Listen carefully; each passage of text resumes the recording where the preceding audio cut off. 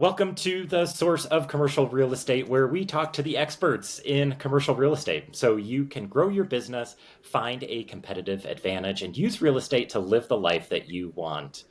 Today, I am talking with a legend in the commercial real estate space. I have Bob Nackle here with me. I have a brief bio, but unfortunately, his bio doesn't do himself nearly enough justice. Bob Nackle founded Massey Knakal back in 1988 with a business partner, and Massey Knakal continued to dominate the New York City commercial real estate scene. Massey Knakal closed over 6,000 transactions with a value in excess of $23 billion.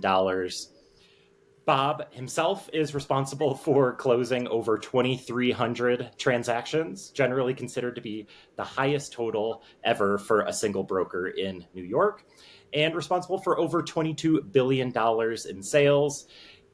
There are tons of other accolades that we can shower on Bob. I'm going to let Bob speak for himself. Bob, thank you so much for joining me today. How are you doing? Jonathan, great to be with you today. I'm doing great. Love the show and thrilled to be on. So happy to be with you and your listeners and viewers today. Bob, we're going to get into your story, but from what I've heard from you, you are such a great storyteller. And so I thought we'd start out with a story. And you've got this notable transaction on your bio, the Watchtower Bible and Tract Society of New York. The closing value, correct me if I'm wrong here, is $680 million, a mind boggling number. Would you tell us the story about this transaction? Sure, happy to. And I think one of the reasons a lot of folks have said I'm a good storyteller, and I think part of that comes with having a relatively good memory. I think my memory is better long term than short term. I forget what I had for breakfast this morning, but ask me about a deal from 1993, and I probably can give you a lot of details. I'll tell you that our work with Watchtower really started the way you quintessentially would want to start a relationship with a client. You're cold calling. I mean, the Watchtower had amassed an unbelievable portfolio, I think over 10 million square feet of space in the downtown Brooklyn market, which they had acquired over 100 years of buying buildings there. An absolutely a stunning portfolio. Started cold calling them, developed a relationship over years with Dan Rice, who ran their real estate portfolio in New York.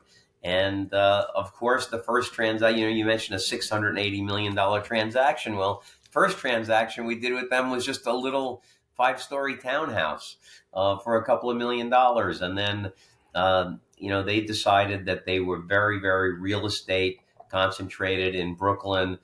They were going to build some massive facilities outside in upstate New York, and would be selling off some of their Brooklyn holdings. Ended up being a lot of their Brooklyn holdings.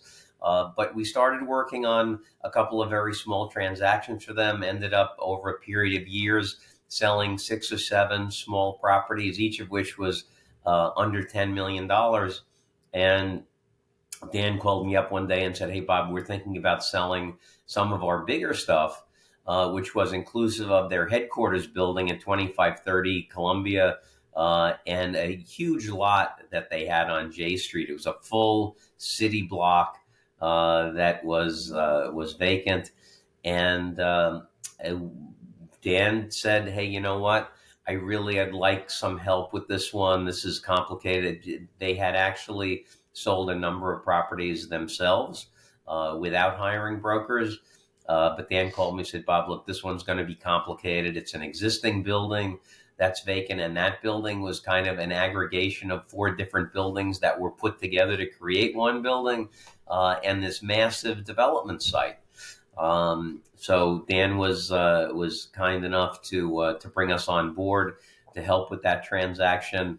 And we ended up finding a development team that had the capability, both financially and technically, to do a transaction like this, where they would take a big empty commercial building and retrofit it for office space. and then do a massive mixed-use development of over 1 million square feet on the huge vacant lot. So, I think that the thing that I think a lot of folks can find inspiring there is that you start out with a client, they have a massive, massive portfolio. You do one little transaction for 2 million. You do the right thing. You do what you say. You take care of the client, and then you get another deal and another one and another one. Before you know it, you're doing a $680 million deal with that client, and that's the dream every broker has. Is whether you're a mortgage broker or a leasing broker or a sales broker, you start on the small one, you do a great job, and you hope that that grows into a larger one someday. And so that was like the quintessential dream story for a broker. But Watchtower, has been a fantastic client for us, and good friends, great people, and really enjoyed working on that one with them. I love framing the conversation with that kind of story because it really does a good job of encapsulating how you view your job, how you view brokerage, and we're going to get into that. First, I want to go back to the beginning, and for those like myself that are not familiar with the New York City commercial real estate market, you started in commercial real estate with CB in 1984. 1988, you form with a partner, Massey Knakal. And can you take it from there? 1988, you form Massey Knakal. What did you create Massey Knakal into? Okay, well, started with just the two of us and a secretary in an 800 square foot sublet that was 3 rooms and had a very thick pink shag carpet.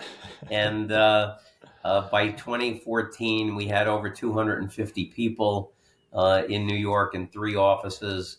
Um, CoStar started tracking the market in 2001, and the first time they published the chart of top building sales companies, we were at the top of the chart, which shocked us because we had known a lot of the other folks that were in the business and respected and admired them, and we figured that they've been around much longer than us. They probably have these great track records, and they did have great track records. But we were at the top of the chart in 2001, and from 2001 to 2014. According to CoStar, the number 2 firm in New York had sold about 1,300 properties. Massey Knakal had sold over 4,000. So we lapped the field by 3 times. Great story. Paul and I implemented a servant leadership type of approach where we focus very, very much on training, empowering people, encouraging them, building their self-esteem, providing feedback, and really encourage people to do better than their best. And I think because of that, and Jonathan, I would say the thing that I'm most proud of about Massey Knakal, not that we were so dominant, not that we sold the business for $100 million, but was that today in the New York City investment sales market, there are 29 businesses or divisions of businesses that are either owned by or run by people that learned the real estate business at Massey Knakal. And that is a legacy that I am extraordinarily proud of, and I think is a testament to Robert Greenleaf, who is the guy who is recognized as the founder of the servant leadership model. And with these 29 different divisions of commercial real estate that have stemmed from the Massey Knakal tree, I think you call it the Massey Knakal leadership tree. And this is something you're very proud of. And, there's sayings that go something like the markings of a great leader are the evidence of how many leaders that leader creates. And it sounds like something that is something you're very proud of. Can you talk a little more about empowering people and leadership, and why that was such an integral part of Massey Knakal? Why not just create a bunch of lemmings to do what you say? Yeah, well, I think what you want is you want people who work together to really feel like they want the person sitting next to them to excel. Because within a business ecosystem, to the extent one person succeeds, that really helps everybody. And if you have that understanding and you really want to go out of your way to help the person sitting next to you, because you realize it's a good thing to do for them and ultimately will come around and help you, that's a great way for the environment to work. So I think one of the secrets to that success was we told our HR people, look, you have to find people who you think are extraordinarily likable. So you interview the candidate. On paper they could look unbelievably great, but if after meeting with them, you didn't say, hey, I would love to go have lunch with this person, I'd love to go have a beer with this person. If they didn't have that kind of likability quality, we didn't want to offer them a job. And so consequently, within the culture, we had a situation where if one of our employees got married, there'd be dozens of people at the wedding. Folks would get a beach house together for the summer, to 10, 20 people. Couples would go on vacation together. And that created an environment where you were working with your good friends. And while we sold the business 9 years ago, those friendships still are very, very tight to this day. And I think if you ask people who their best friends are, they'll tell you that probably they include some people who worked with us at the company. So I think that was a key to creating an environment in which people could really excel. And I am extraordinarily proud of what these folks have done. There's some of the top people in the New York City investment sales arena. And, I think a lot of it was just wanting to help people do the absolute best that they could be and wanting them to do better than we were. And when you try to encourage somebody that way and you provide them with feedback, and Jonathan, I think one of the interesting things about that is if you look at just about every major study that's been done on job satisfaction, surprisingly, money is not near the top of the list. The number one thing that always comes out of these studies is that people want to feel as if what they're doing is accretive to the overall objective the company has and the success of the overall company. And we made sure that we let everybody know, from our very top producers down to the guy that ran our mass mailing program to the receptionist, that what they were doing was helping the company. So we would have a meeting with our receptionists and say, you know what, you guys are doing such a great job. You're the first impression that people have when they walk through the door. They come to you, you always greet them with a smile. You offer them a cup of coffee or water. And your kindness really reflects very positively on the company. And then, you know what, for the next 2 months, everybody that walked through the door felt like they were walking into their hometown and with a bunch of friends. They were treated so well. So we tried to make everyone see how what they were doing mattered, how important it was, and that they had a hand in profoundly making the company what it was. And I think that sense of pride, that building of self-esteem within people, is something that brings out the best in everybody. Right. And I think the two things that I can point to, number one, was a very granular understanding of the importance of market presence. And the second thing was understanding that we really weren't in the real estate business, we were in the information business. So if we look at each of those components, number one, market presence. And what is market presence? Market presence is being out in the marketplace and having people know who you are. I've often said in real estate, particularly in the private capital space, where you're dealing with high net worth individuals and families and non-institutional type owners, it's much more important who knows you than who you know. And so to be known in the marketplace, you have to implement a program of market presence. That includes making cold calls, sending out emails, sending out texts, sending out hard mail, which is very underrated, setting up Zoom calls, meeting with people face to face. doing networking, and getting yourself known in the marketplace. And then the second component of that is information and understanding information about your market as well as you possibly can, and hopefully better than anyone else. And the way you get there is by identifying a target market. At MK, we divided the city up into geographic regions, which we call territories, and had one senior broker working in each of those.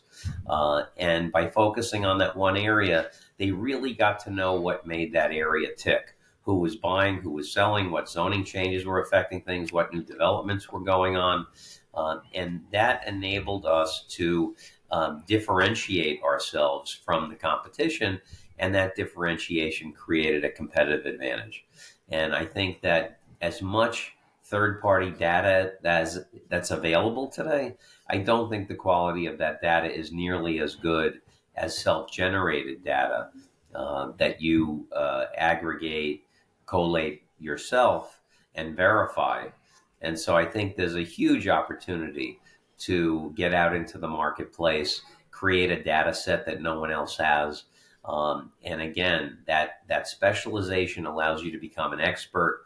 That expertise is a differentiator, and the differentiator creates a competitive advantage, and that competitive advantage can be significant. I imagine a big part of your success is in a place that you seem to spend a lot of time, and that's the Nackle map room. Will you explain, kind of give us a visual idea of what the Nackle map room is and what it is, and how it helps you? Sure, absolutely. And again, along the lines of creating a data set no one else has, I part of my brokerage practice has always been selling land in New York. When you're meeting with a potential seller who wants to know what their property is worth, an important variable there is to understand what the development pipeline looks like. How many competitive properties are there going to be when the to be built building on this piece of land comes to the market? And the publicly available data in that area is very weak in New York City, which is shocking, but it is.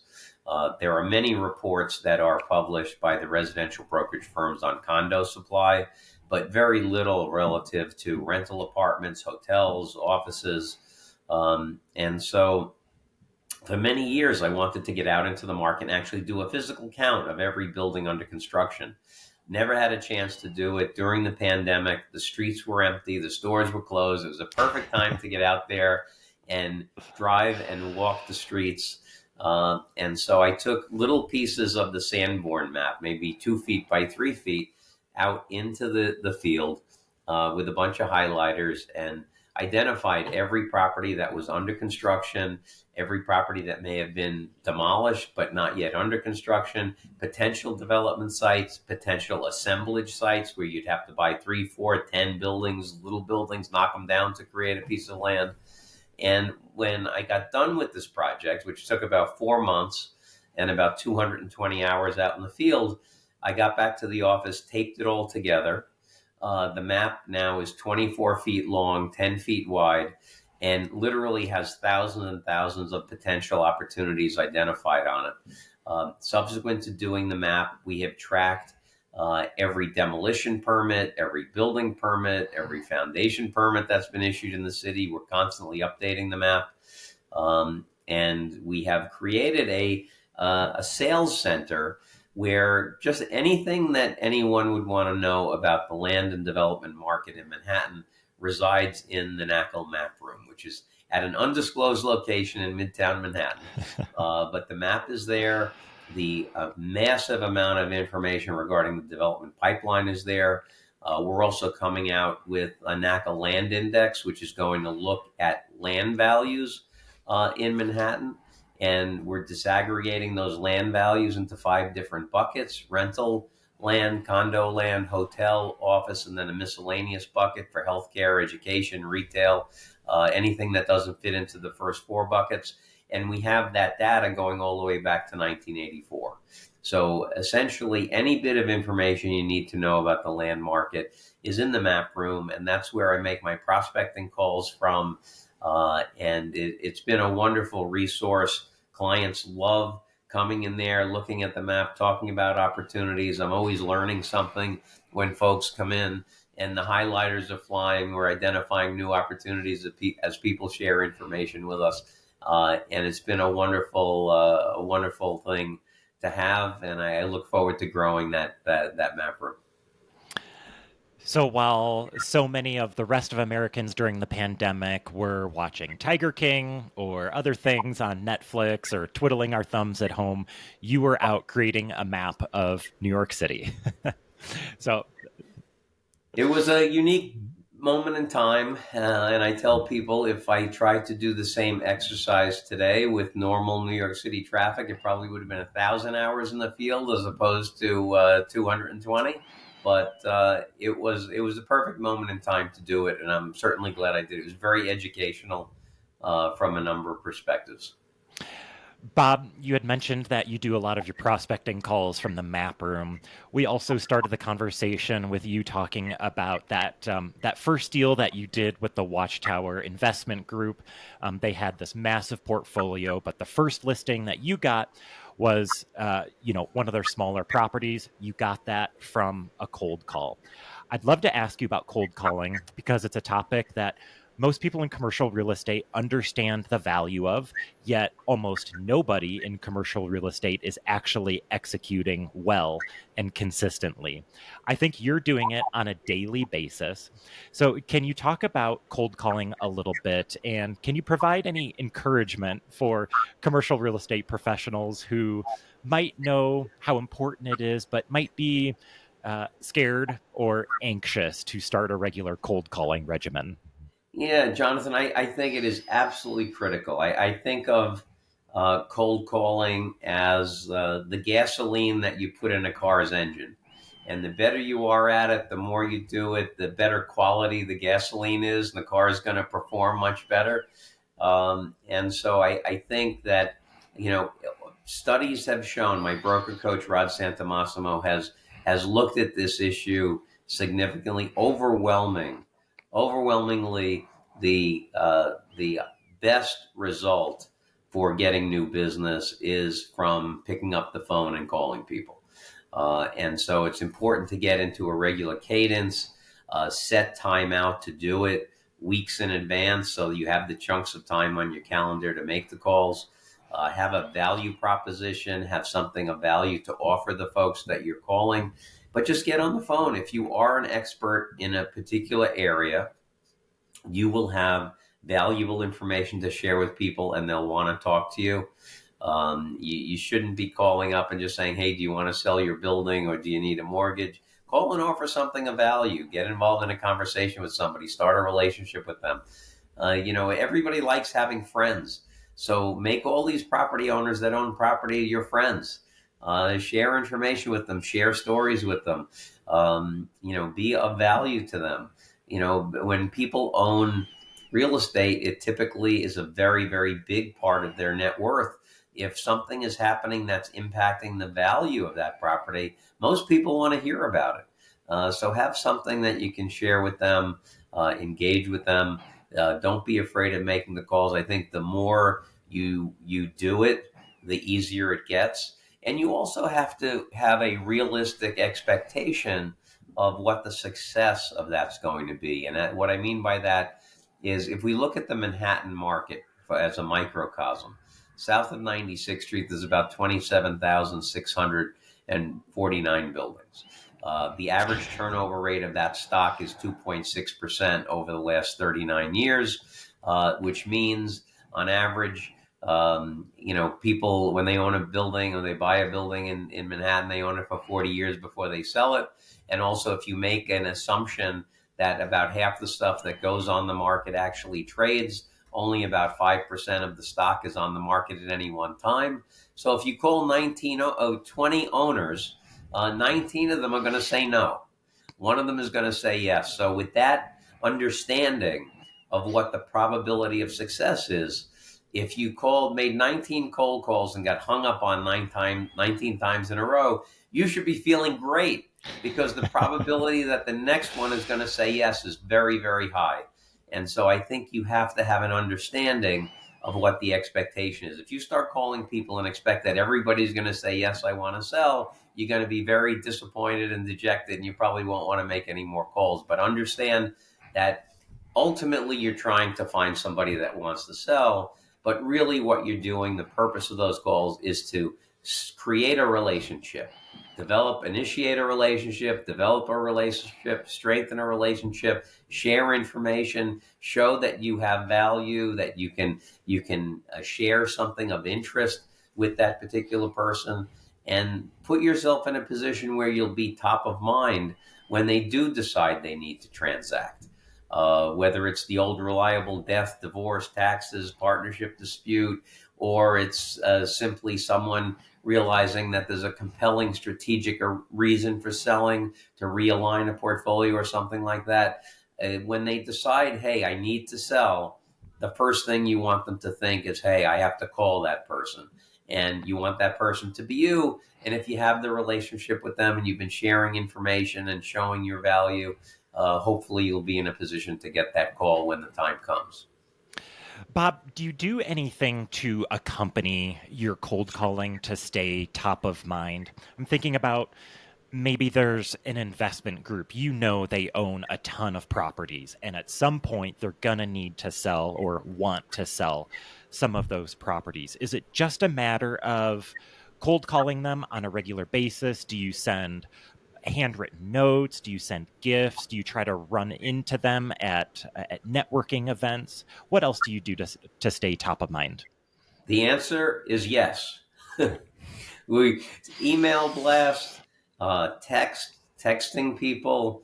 Hard mail is a very, very underappreciated and underutilized tactic. I think that all of us are getting so many emails these days that I think the efficacy of email has been diluted quite a bit. I think that there are probably a couple of times a week where people just say, hey, I have so many unopened emails in my inbox. I got to clean my inbox out, and they just delete, may inadvertently delete something. It may have been from you. But hard mail, most people don't get a lot of hard mail today except for bills. So maybe they're going to take a closer look at it.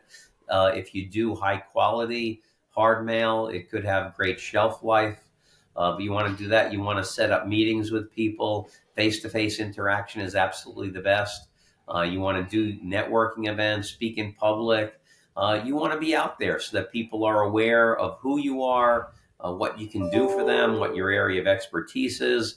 And those are the things that keep you top of mind with somebody. Bob, I imagine being in your position with so much experience and so much success that you've had over the years, you get asked by young CRE professionals, whether it's investors or brokers, for tips or how can I build an empire like you? How can I duplicate your success? Are you advising? Are you advising young people to duplicate just what you did in the early days of Massey Knakal, or how are you advising young people who want to experience CRE success right now? Yeah, Jonathan, that's a great question. And, one of the market presence things that I've adopted recently, I started at the beginning of 2023 on social media. And when I started, I'd get two or three DMs or emails from folks a week saying, hey, I've been in the business less than 5 years, or I'm thinking about getting into the business. What tips do you have? That kind of thing. And I would often spend time talking to these folks. Well, today, a year later, the social media platforms have given me a lot of traction. And now I'm getting 20 or 30 of those messages a week. I can't possibly talk to everybody. But I have resources that I'm happy to send out. I have a suggested reading list that I think is a great reading list for people books to read to help with a real estate career. I have a piece that I've written that I was asked to do it by a professor at Columbia. I gave a speech there several years ago and said, hey, Bob, could you jot down some lessons that you learned in the 26 years that you ran Massey Knakal in New York? And so I have a whole list of lessons learned that I'm happy to send to people. They can email me at bob.knakal@jll.com, and I'm happy to share those materials with you. But there are a number of very fundamental things. The thing that I love about the brokerage business is that it's a very simple business, but it's really, really hard. It's something where you have to really understand the fundamentals and then have the discipline to implement those fundamentals repeatedly. And I always say day after day, week after week, month after month, year after year, I guess in my case, decade after decade. But keep doing those fundamentally sound things. And it's a question of knowing them and then actually doing them. In fact, my coach, Rod Santomassimo, wrote a book, Knowing Isn't Doing, because a lot of people know what to do, but don't have the discipline to do it. And I love the quote by Abraham Lincoln, who said, discipline is choosing between what you want now and what you want most. And if you're able to continue to focus on what you want most, it will help give you the discipline to do these relatively routine things repeatedly and consistently over a long period of time. And that's really where the rubber meets the road. That's what separates the brokers who are going to excel from those that don't. And even if you apply it to the investment world, I encourage investors all the time, and sometimes they're surprised by this advice, but I say, make up a list of properties that you want to own and develop relationships with those owners and go to them directly and do that repeatedly. Develop relationships with those people. So when they decide to sell, maybe they don't call Bob Nackle to put their property on the market. Maybe they call you and say, all right, I'm ready to sell. And if you can make a deal directly, you're probably going to buy the property for less than it's really worth. So that's a tip for investors. But a lot of these fundamentals are the same, whether you're on the brokerage side of the business or the principal side of the business. Bob, we're getting to the end of our conversation, and I want to ask you kind of a selfish question. And with people in your position, I admire so much because of your professional network and who you know, and just all of your connections that you have. So that is, for me personally, that's a real weakness of mine is my professional network. So do you have any tips or advice for other people out there who want to expand their professional network to other people in the industry? Sure. I think number one, network. Go to events, meet people, get cards. If people still carry cards, but get their contact information. One of the biggest, not a regret, because it wasn't something that I kind of missed, but I wish that when I was in college that we had technology the way we have it today. Because I went to the Wharton School. A lot of the folks that I knew there and were friends with, I've lost track with, because there's really no way to keep in touch with people. But I know a lot of those people are probably CEOs, COOs, CFOs of big companies, and I wish I had kept in touch with them. I think when you're out networking and meeting people, you want to grow your network, get everyone's contact information, put them on a list, and keep in touch with them regularly. If you go meet somebody at a networking event and talk to them for 10 minutes and you have a great connection and you don't get their contact information, and even if you do get their contact information, if you don't keep in touch with them regularly, that's a completely missed opportunity and was a waste of time. So take advantage of all of the contacts that you have. Ask people, hey, do you have anybody? If you're not looking to sell today, do you know anybody that is? They may know somebody, but constantly be expanding your network. Get that contact information, put them on a list, and make sure you keep in touch with them regularly. Because if you don't keep in touch with them regularly, then it really was a futile effort. Bob, I only have about 150 more questions to ask you, but I want to be mindful of your time. I sincerely appreciate you joining me today. It's just it's one of the great selfish benefits of doing this podcast is I get to speak and network with people like you. You're just an absolute legend, a titan in the industry. People like me who kind of at the early stages of their commercial real estate career can learn so much from people like you. So I'm very grateful just how generous you are. You don't seem to have a whole lot of secrets. You're just kind of an open book. And so I really appreciate you sharing your time with me today. If listeners want to connect with you, you've since sold Massey Knakal. You're now with JLL. So if listeners want to connect with you, learn more about your business, have you list a property for them, how would you like listeners to connect with you? Yeah, Jonathan, the best way for folks to get in touch with me is just to email me, bob.knackal, and that's Knakal at jll.com, or follow me on social media and DM me. I'm on all the major platforms. So track me down. Happy to answer questions or interact with you. Jonathan, I do appreciate the very kind words. I do. I love talking about real estate. I could talk about real estate all day long, and there are no secrets. It's open book policy is something that I think is important. I think there are two mindsets that folks can have. One is that life is a zero sum game, and every win for you is a loss for me. Or you could have an abundance mindset that says, hey, there's enough to go around for everybody. I've been operating and only operating in New York for my entire career. There are 165,000 investment properties in New York City, so there's definitely plenty to go around for everybody. And so my perspective has always been, hey, better to share and help people, and be an open book. There is enough to go around for everybody, and I think that generally that leads to a much happier position to be in than the reverse. Yeah, that attitude speaks for itself. It's gotten you to where you are today. You're very easy to talk to. You're clearly very likable. People enjoy being around you. People enjoy hearing your stories. So there's no question why you've experienced as much success as you have. You're a great follow on social media. I'm only active primarily on LinkedIn. You post. I don't know if you're doing it yourself or if you have a team, but you've got great stories on LinkedIn. I love the stories that you post, the before and after photos of the development projects that you've been a part of, selling an old 3 or 4 story building, and then now in its place is a 50-story skyscraper. Those are great stories, and you're just a really compelling follow on social media. So I'd highly encourage people to check you out and just take in all the content. You were generous with your offer. Bob Nackle, thank you so much for joining me.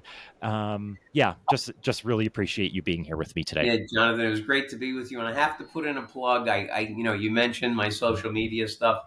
I do write all of my own content, but Mo Regalado is my social media manager, and she does an awesome job. You can follow Mo on social media also, and she's fantastic. I think it's important to not have other folks ghostwrite for you, so to speak. So I write all my own articles. I write all my own content, but Mo is fantastic about getting everything posted and working the way it's supposed to. And so I have to shout out to Mo. Big thank you for everything she does for me. Thank you so much, Bob. Listeners, if you enjoyed this conversation, feel free to reach out to either one of us. We clearly love talking about commercial real estate, and we would love to connect with you. Thank you so much for listening, listeners. We appreciate you. Until next time, take care.